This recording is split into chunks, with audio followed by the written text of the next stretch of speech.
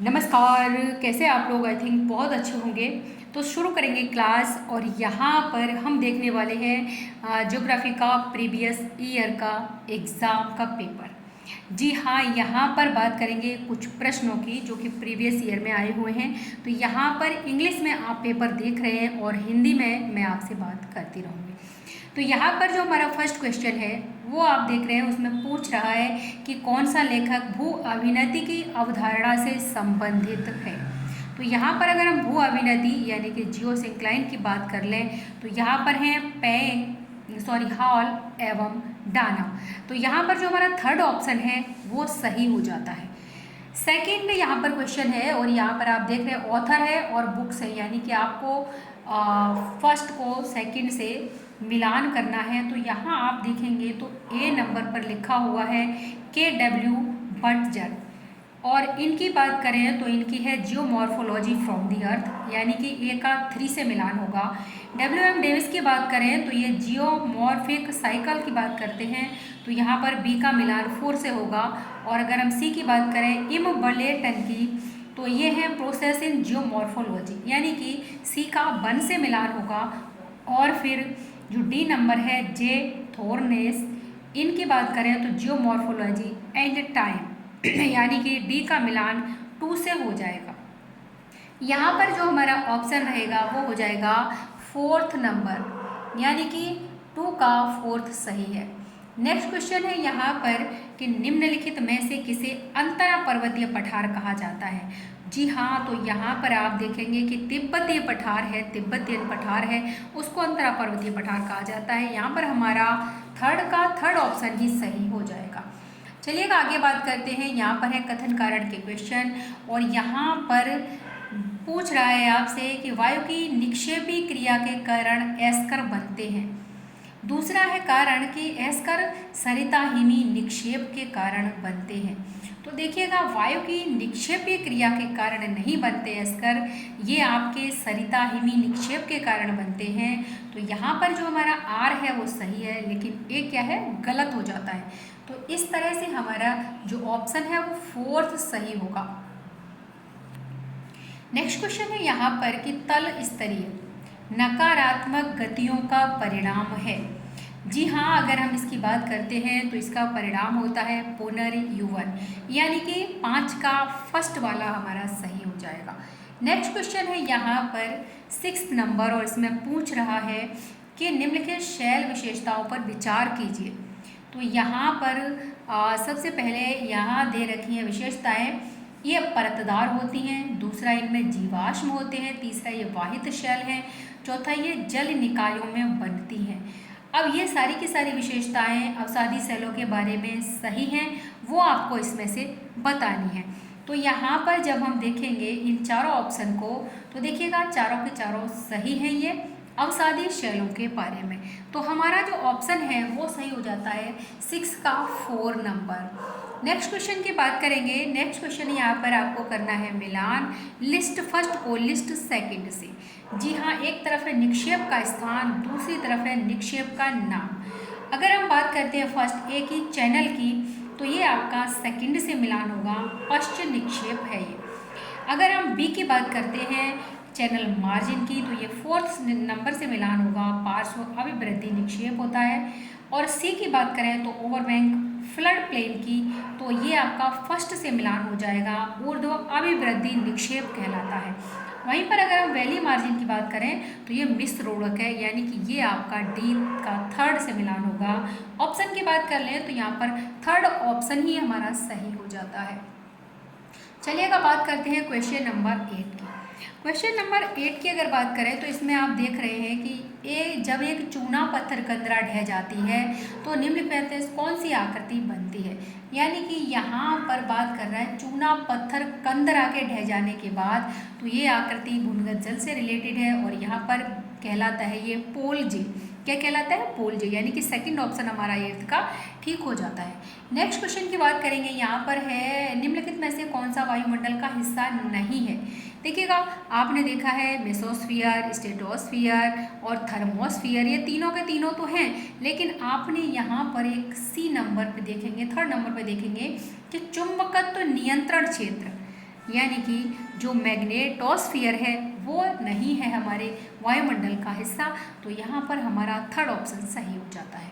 Next question की बात करेंगे, ये है आपका क्वेश्चन नंबर 10। यहाँ पर क्या है, कथन कारण है पृथ्वी के वायुमंडल में CO2 की उपस्थिति आवश्यक है।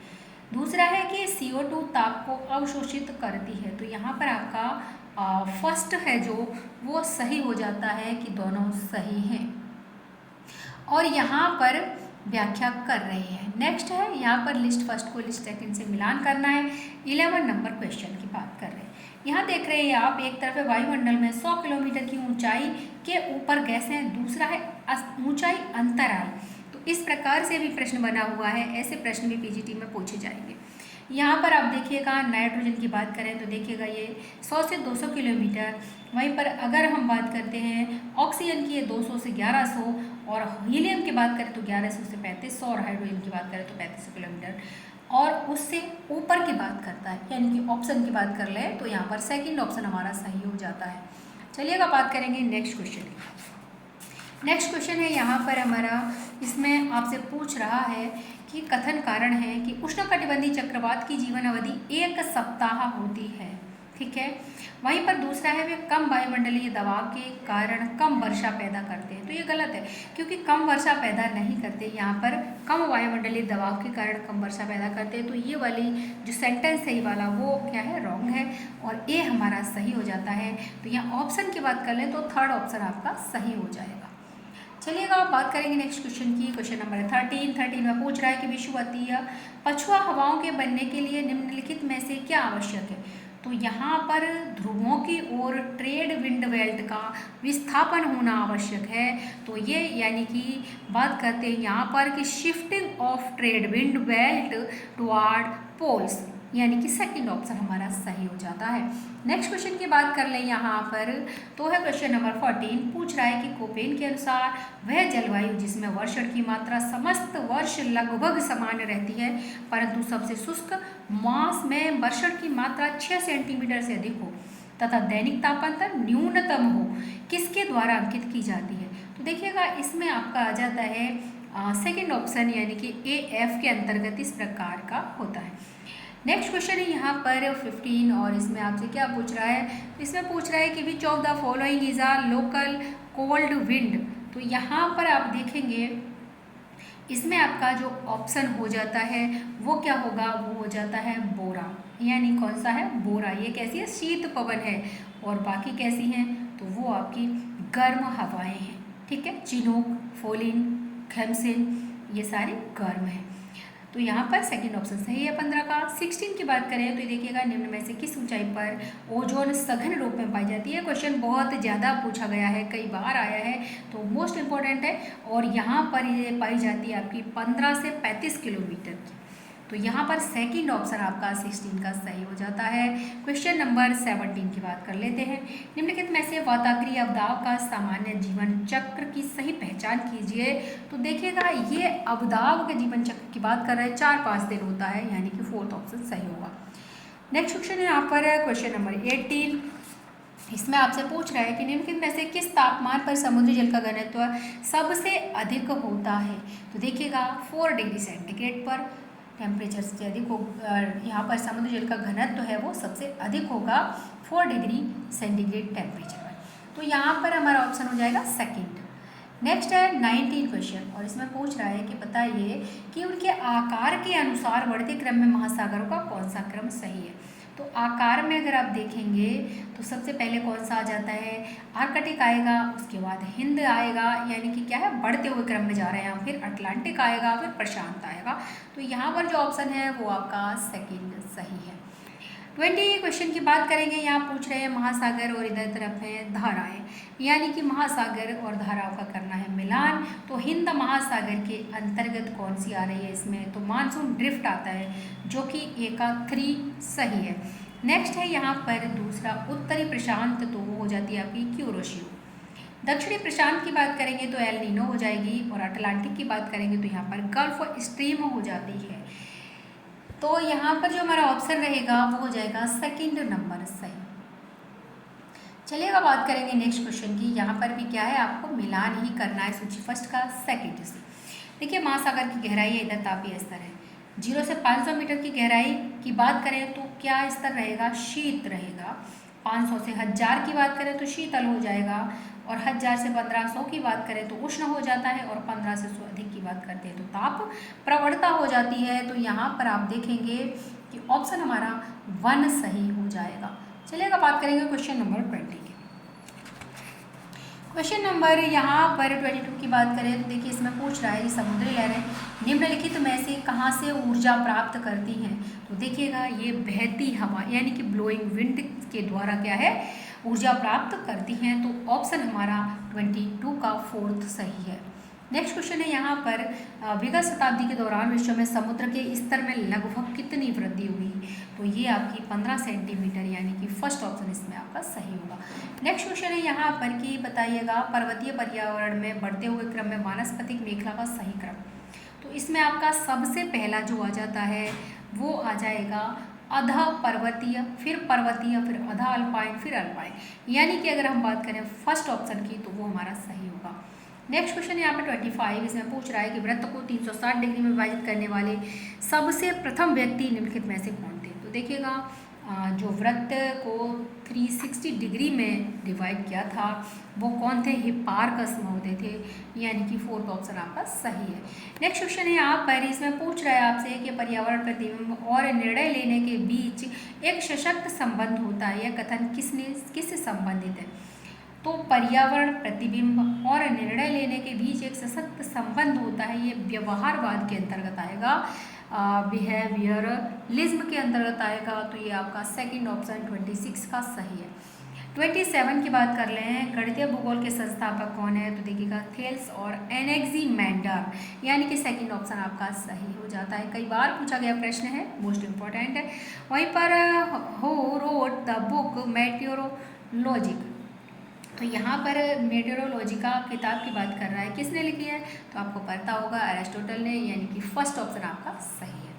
चलिए अब बात करेंगे यहाँ पर 29 क्वेश्चन की, और ये पूछ रहा है कि आधुनिक भौगोलिक विचारधारा की आधारशिला किसने रखी? तो यहाँ पर आप देखेंगे ये थे हम्बोल्ट और रिटर, यानी कि फर्स्ट ऑप्शन आपका सही हो जाता है। नेक्स्ट क्वेश्चन है यहाँ पर 30, इसमें पूछ रहा है कि बताइएगा निम्नलिखित कथनों को पढ़िए और इसमें से रेड जेल से सही संबद्ध है वो बताइएगा। रेड जेल का 19वीं शताब्दी के उत्तरार्ध में जर्मन भूगोल में आधिपत्य था। रेड जेल ने एंथ्रोपोजियोग्राफी शब्द प्रतिपादित किया। रेड जेल डार्विन के प्रजातियों के विकास के सिद्धांत से अत्यधिक प्रभावित थे। तो देखिएगा ये तीनों के तीनों ऑप्शन रेड जेल से संबंधित हैं, और यहाँ पर हमारा ऑप्शन क्या सही हो जाएगा? तो ये हो जाता है 1 सही। 31 की बात करेंगे, इसमें पूछ रहा है कि निम्नलिखित में कालानुक्रमानुसार यूनानियों का सही क्रम क्या है? प्राचीन काल में भौगोलिक विचारधारा के विकास में अत्यधिक योगदान किया है। तो यहाँ पर एरेटोस्थनीज आ जाएंगे, एनेक्सिमेंडर आ जाएंगे, टॉलेमी आ जाएंगे, अरस्तू आ जाएंगे, यानी कि सेकंड ऑप्शन आपका सही हो जाएगा। नेक्स्ट है में से कौन सी अवधारणा एक बड़े शहर की 75 किलोमीटर की परिधि के अंतर्गत शहरों और कस्बों की अनुपस्थिति को वर्णित करती है? तो इसमें आ जाते हैं नगरीय छाया, यानी कि अर्बन शेडो की बात करता है। 4th ऑप्शन आपका सही है। नेक्स्ट है यहाँ पर 33 क्वेश्चन, इसमें पूछ रहा है जनसंख्या के जियोलॉजिकल घनत्व को निम्नलिखित में से कैसे परिभाषित किया जाता है? तो ये कुल जनसंख्या और कुल कृषि क्षेत्र के बीच अनुपात, यानी कि 3rd ऑप्शन आपका सही होगा। 34 की बात कर रहे हैं, यहाँ पर 34 में पूछ रहा है आपसे कि ये 2014 के अनुमान के अनुसार विश्व की कितनी जनसंख्या अफ्रीका में पाई गई? तो प्रीवियस ईयर का एग्जाम का पेपर है, तो इसलिए यहाँ पर 2014 की बात कर रहा है। तो यहाँ लगभग थी 60%, ठीक है, 16%। अब यहाँ पर है ग्रामीण बस्तियों का त्रिकोणीय प्रतिरूप आमतौर पर निम्न में से कहाँ विकसित होता है? तो यहाँ पर आप देखेंगे कि 2 नदियों के संगम पर, क्या पूछ रहा है? त्रिकोणीय प्रतिरूप, ठीक है, यानी कि ट्रायंगुलर पैटर्न की बात कर रहा है। तो ये आपका हमारा ऑप्शन हो जाएगा सेकंड नंबर सही। 36 क्वेश्चन की बात करेंगे, यहाँ पूछ रहा है आपसे कि बताइएगा कि योजना आवंटन के लिए किसी क्षेत्र में जनसंख्या की आवश्यकताओं के अनुमान के लिए निम्नलिखित में से किस तकनीक पर आप विचार करेंगे? तो ये है जनसंख्या अनुमान, यानी कि पॉपुलेशन प्रोजेक्शन, यहाँ पर है आपका 3rd ऑप्शन से। नेक्स्ट क्वेश्चन है यहाँ 37, इसमें पूछ रहा है कि क्षेत्र का संचय प्रतिशत के मुकाबले जनसंख्या के संचय प्रतिशत निम्नलिखित में से किसे प्रदर्शित करता है। तो ये हो जाता है लॉरेंज कर्व, यानी कि फोर्थ ऑप्शन सही है।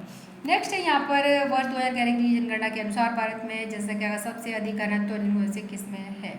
तो देखिएगा जो यहाँ पर दे रखे हैं इसमें स्टेट, उसमें है बिहार, यानी कि फर्स्ट ऑप्शन हमारा सही है। नेक्स्ट क्वेश्चन है यहाँ पर कि यहाँ आपको दे रखा है एक सड़क नेटवर्क आरेख पर विचार कीजिए। तो इसमें आप देखेंगे कि यहाँ पर ऑप्शन कौन सा सही होगा, तो ये फर्स्ट ऑप्शन इसका सही हो जाएगा। नेक्स्ट है यहाँ पर क्वेश्चन, उसमें पूछ रहा है आपसे 40 में कि निम्नलिखित में से औद्योगिक क्षेत्रों में किसे रूर ऑफ इंडिया कहा जाता है। तो देखिए आपको पता होगा कि छोटा नागपुर इंडस्ट्रियल रीजन है जो उसको कहा जाता है, सेकंड ऑप्शन हमारा सही है। नेक्स्ट है यहाँ पर 41 क्वेश्चन, इसमें उद्योग है और दूसरी तरफ है आपके गतिविधि या प्रौद्योगिकी। तो देखिएगा उद्योग है कुटीर, लघु, बृहत और फूड लूज। अगर हम कुटीर उद्योग की बात करें तो इसमें आपका आ जाता है फोर्थ, यानी कि कशीदाकारी, यानी कि एम्ब्रॉयडरी, है ना। तो ए का फोर्थ हो गया। बी की बात करें तो बी का थर्ड हो जाता है लघु, यानी कि ताला निर्माण हो जाए, ताला भी निर्माण हो जाएगा। लॉक्स मैन्युफैक्चरिंग की बात कर लेंगे।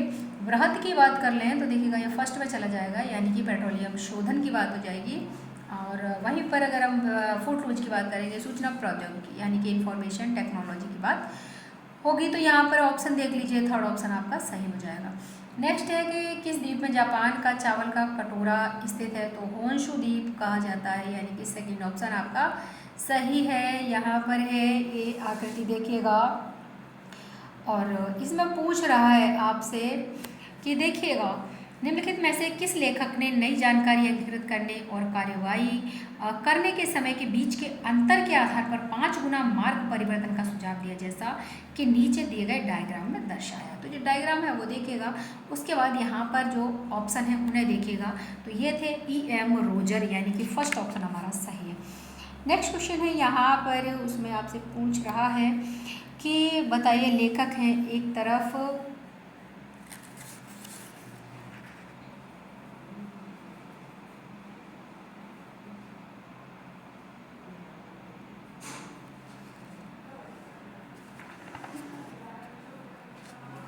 यहाँ पर जो क्वेश्चन है वो है आपका 47, और 47 में पूछ रहा है कि किस जलमार्ग का अधिक राजनीतिक आर्थिक महत्व है। तो देखिए इसमें आपको पता होगा सुएज कैनाल, यानी कि थर्ड ऑप्शन आपका सही हो जाएगा, सुएज नहर का। H.J. मैकिन्टर लंदन विश्वविद्यालय में निम्नलिखित में से किस विषय के प्रोफेसर थे। वो थे ज्योग्राफी के, यानी कि भूगोल विषय के, थर्ड ऑप्शन आपका सही। नेक्स्ट क्वेश्चन की बात करेंगे, इसमें आपसे पूछ रहा है कि पानी के जहाजों एवं तटवर्ती प्लेटफॉर्मों से होने वाले प्रदूषण पर भारत सरकार के निम्नलिखित किस अधिनियम के प्रावधान द्वारा नियंत्रण रखा जाता है। तो वो है आपका वाणिज्यिक पोत परिवहन अधिनियम 1950A, यानी कि सेकंड ऑप्शन आपका सही है। नेक्स्ट क्वेश्चन है यहाँ पर, इसमें आपसे पूछ रहा है कि निम्नलिखित में से कौन सही ढंग से सुमेलित नहीं है। तो यहाँ आप देखेंगे बटवा जनजाति, यानी कि फर्स्ट वाला आपका बटवा ट्राइब की बात करें तो कॉन्गो बेसिन सही है। सेकंड की बात करें रवाला जनजाति मध्य ईरान, तो ये गलत है, यानी कि सेकंड ऑप्शन हमारा सही है। और इनवर्ड कनाडा ये आपका सही हो जाता है, थर्ड ऑप्शन। और फोर्थ ऑप्शन भी युकागिर साइबेरिया, ये भी ठीक है। तो यहाँ पर हमारा जो ऑप्शन है वो सेकंड सही है। चलिएगा नेक्स्ट क्वेश्चन की बात करेंगे, और नेक्स्ट क्वेश्चन आप देख रहे होंगे कि यहाँ पर आपसे कुछ इस प्रकार से पूछ रहा है कि बताइएगा निम्न में से किस लेखक ने प्राइवेट सिटी के सिद्धांत में बड़े शहरों के विकास में समूहन की शक्तियों का तथा समूहन के संचयी प्रभावों पर सबसे अधिक बल दिया था। जी हाँ, क्वेश्चन बहुत बड़ा है, लेकिन ये मार्क्स जेफरसन की बात कर रहा है, यानी कि फोर्थ ऑप्शन आपका सही हो जाएगा। नेक्स्ट क्वेश्चन है यहाँ पर, उसमें पूछ रहा है निम्न में से कौन सी गतिविधि सूखा प्रभावित क्षेत्र के अंतर्गत नहीं आती। तो इसमें बाढ़ नियंत्रण और मृदा अपरदन, यानी कि फोर्थ ऑप्शन हमारा सही होगा। चलिएगा नेक्स्ट क्वेश्चन की बात करते हैं। 53 क्वेश्चन है, और इसमें पूछ रहा है कि निम्नलिखित में से कौन सी शक्ति में विस्तारवादी गति होती है जो आर्थिक विस्तार के केंद्रों से प्रारंभ होकर अन्य क्षेत्रों तक जाती है। तो वो है बहिर्मुखी, यानी कि सेकंड ऑप्शन आपका सही हो जाता है 53 में। 54 की बात करेंगे, growth pole model is a postulated by. तो यहाँ पर पूछ रहा है ग्रोथ पोल मॉडल की अवधारणा, तो ये देखिएगा पेरोक्स की बात करते हैं यहाँ पर, सेकंड ऑप्शन आपका सही है। नेक्स्ट क्वेश्चन है यहाँ पर 55, इसमें पूछ रहा है आपसे कि town and country planning organisation of India द्वारा निम्नलिखित में से कौन से वृहद और मध्यम क्षेत्रों के समूह को सीमाबद्ध किया गया।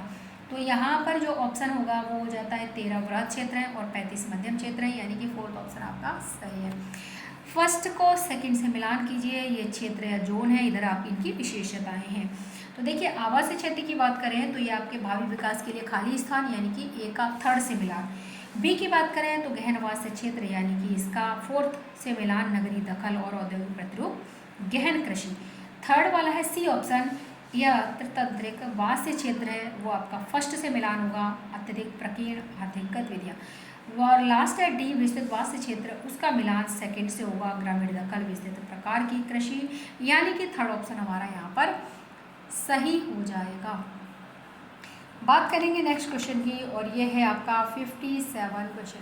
57 में आपसे क्या पूछ रहा है, तो पूछ रहा है कि निम्न में से किस वर्ष में दिल्ली का पहला मास्टर प्लान पारित किया गया था। तो 1962 में, यानी कि सेकंड ऑप्शन आपका सही है। नेक्स्ट है यहाँ पर भी आपको करना है मिलान। तो देखिएगा केंद्रीय स्थान का सिद्धांत, ए का मिलान होगा थर्ड से, क्योंकि थर्ड में है षड्भुजाकार सेवा क्षेत्र। सेकंड है बी और बहुकेंद्रक सिद्धांत, इसका मिलान 1 से होगा कि एक नहीं अनेक असतत वृहद नगरीय केंद्रों में भूमि उपयोग का विकास। थर्ड वाला सी नंबर है खुदरा व्यापार आकर्षण का नियम, ये दो शहरों के बीच ब्रेकिंग पॉइंट की स्थिति है। और ब्रेकिंग पॉइंट थ्योरी की बात करें तो ऐसा खुदरा व्यापार यानी फोर्थ से मिलान होगा कि अनुपात की भविष्यवाणी करना जिसे दो शहर उनके बीच स्थित बस्ती से प्राप्त करेंगे। ऑप्शन की बात करेंगे तो देखिएगा यहाँ पर ऑप्शन होता है सेकंड आपका सही। नेक्स्ट क्वेश्चन है यहाँ पर आप देख रहे हैं कि इसको भी क्या करना है, आपको यहाँ पर इसको भी मिलान करना है। और देखिएगा एक तरफ यहाँ पर क्या है क्षेत्र जोन और इधर इनकी परिभाषाएं हैं। यहाँ पर है मलिन बस्ती पहला स्लम जोन, उसमें आपका आ जाता है फोर्थ नंबर सीबीडी के चारों ओर अत्यधिक घनी आवासीय पट्टी। बी नंबर है सम्माल मेलन क्षेत्र और यह है थर्ड से मिलान, पहले के आवासीय क्षेत्रों में व्यापक विकास और दुकानों, कार्यालयों तथा होटलों का प्रसार। तीसरा है अर्धनगरीय क्षेत्र, इसमें कम घनत्व वाले आवास के विस्तृत क्षेत्र, सेकंड से मिलान। और चौथा है डी जोन ऑफ डिस्कार्ड, इसका मिलान होगा प्रतिष्ठा में कमी, जहां निम्न कोटि के खुदरे स्टोर, भंडार गृह और थोक व्यापार परिसर तथा खाली संपत्ति के स्थान हो, यानी कि डी का 1 से मिलान होगा। ऑप्शन की बात करिए 1 ऑप्शन यहाँ पर आपका सही है। क्वेश्चन नंबर 60 की बात करेंगे। यहाँ पूछ रहा है आपसे कि बताइएगा राष्ट्रीय उद्यान है, दूसरी तरफ क्या है राज्य यानी कि नेशनल पार्क को स्टेट से मिलान करना है आपको। तो यहाँ पर फर्स्ट है जीवाश्म, वो आपका सेकंड से मिलान हो जाएगा, यानी कि सेकंड में है मध्य प्रदेश। दूसरे की बात करें तो बी नंबर फोर्थ से मिलान होगा कर्नाटका यानी ब्रह्मगिरी कर्नाटका। और तीसरा है सी नंबर, वो है गोवंडी और उसका मिलान हो जाता है आपका थर्ड नंबर से ही यानी तमिलनाडु। और रोहिया की बात करें तो ये है डी नंबर, इसका मिलान हो जाता है फर्स्ट से हिमाचल प्रदेश, यानी कि ऑप्शन की बात करें फोर्थ ऑप्शन इसका सही है। चलिएगा 61 की बात करते हैं। यहाँ पर है आपका कथन कारण। कथन है भारतीय अर्थव्यवस्था गैर प्राथमिक गतिविधियों की दिशा में अपने आधार विविध रूप दे रही है। और वहीं पर है स्वतंत्रोत्तर काल में सेवा के क्षेत्र धीरे धीरे परंतु शनय शनय भारत के सकल घरेलू उत्पाद में अपना योगदान बढ़ा रहे हैं। तो दोनों ऑप्शन सही हैं और एक दूसरे की व्याख्या कर रहा है। ऑप्शन हो जाएगा हमारा 1। नेक्स्ट क्वेश्चन है यहाँ पर, इसमें पूछ रहा है कि राजस्थान नहर इंदिरा गांधी या राजस्थान नहर को निम्नलिखित नदियों से पानी प्राप्त होता है। तो देखिए सतलज और ब्यास से पानी प्राप्त होता है, तो ये आपका फोर्थ ऑप्शन सही हो जाता है। यहाँ बात करें नेक्स्ट क्वेश्चन की, यह है कि निम्न भारत में जनसंख्या की गणना का कार्य शुरू होने के समय से ही किस राज्य या संघ राज्य ने लगातार अनुकूल लिंग अनुपात बनाए रखा। तो वो है केरल, यानी कि थर्ड ऑप्शन हमारा सही है। यहाँ पर कुछ आंकड़े हैं। वो पूछ रहा है कि वर्ष 1314 में किस राज्य समूह का सकल घरेलू उत्पाद हिस्सा जनसंख्या के हिस्से और भौगोलिक क्षेत्र के हिस्से से अधिक था? तो वो हो जाता है आपका 3 नंबर, महाराष्ट्र, तमिलनाडु, कर्नाटक, पंजाब, हरियाणा, आंध्र प्रदेश, केरल और गुजरात था। यहाँ पर है 2011 की जनगणना के अनुसार किस राज्य में सबसे अधिक जनसंख्या रिकॉर्ड की गई थी? तो उत्तर प्रदेश, यानी कि फर्स्ट ऑप्शन हमारा सही है। 66 में देख रहे हैं कि भारत का कौन सा क्षेत्र चावल का कटोरा? तो कृष्णा गोदावरी डेल्टा क्षेत्र, यानी कि सेकेंड ऑप्शन हमारा सही है। यहाँ पर है निम्नलिखित में से कौन सा आंकड़ा वर्णमात्री विधि मानचित्र के माध्यम से प्रस्तुत किया जा सकता है? तो वो है भौगोलिक क्षेत्र विशिष्ट, यानी कि यहाँ पर आपका 67 का थर्ड ऑप्शन सही है। वहीं पर अब बात करेंगे 68 की, और इसमें आपसे पूछ रहा है कि फर्स्ट को सेकंड से मिलाना है। एक तरफ है पक्ष, दूसरी तरफ है डायग्राम। तो यहाँ पर देखिएगा रूरल एंड अर्बन की बात जो कर रहा है पॉपुलेशन की, उसका मिलान हो जाएगा 3 नंबर, यानी डॉट्स एंड स्फेयर्स। और उसके बाद है दूसरा पॉपुलेशन डेंसिटी की बात कर लें तो ये मिलान हो जाता है आपका कोरोप्लेथ से, यानी 4th नंबर से। सी की बात करें, रिलेटिव रिलीफ की बात कर लें तो देखिएगा सी का मिलान हो जाता है 2 से, यानी कि आइसोलाइन। और वहीं पर अगर हम 4th डी की बात कर लें तो ये आपका है दशकीय जनसंख्या वृद्धि है, और इसका फर्स्ट से मिलान होगा, यानी कि कंपैरेटिव बार से। ठीक है, तो यहाँ पर ऑप्शन देखेंगे 4th सही है हमारा। नेक्स्ट क्वेश्चन की बात करेंगे 69 है, और यहाँ पर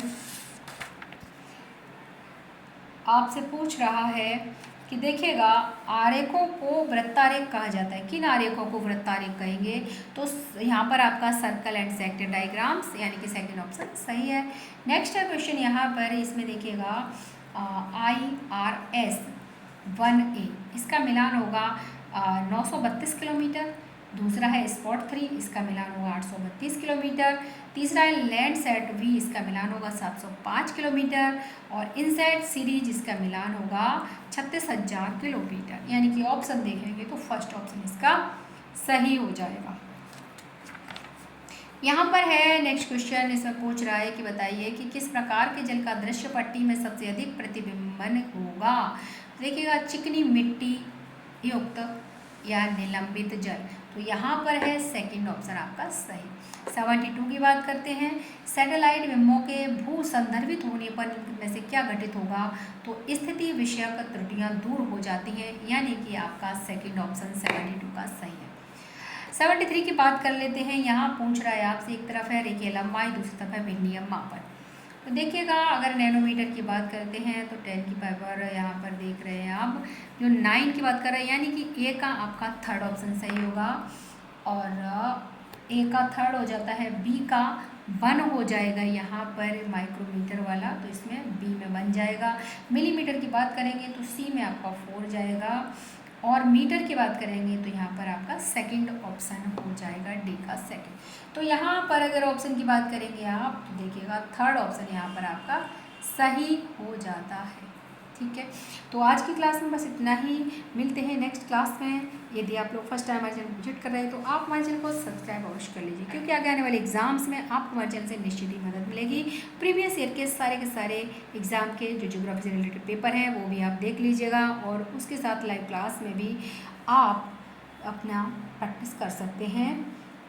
तो आज के लिए बस इतना ही। मिलते हैं नेक्स्ट क्लास में। तब तक नमस्कार, धन्यवाद, जय हिंद।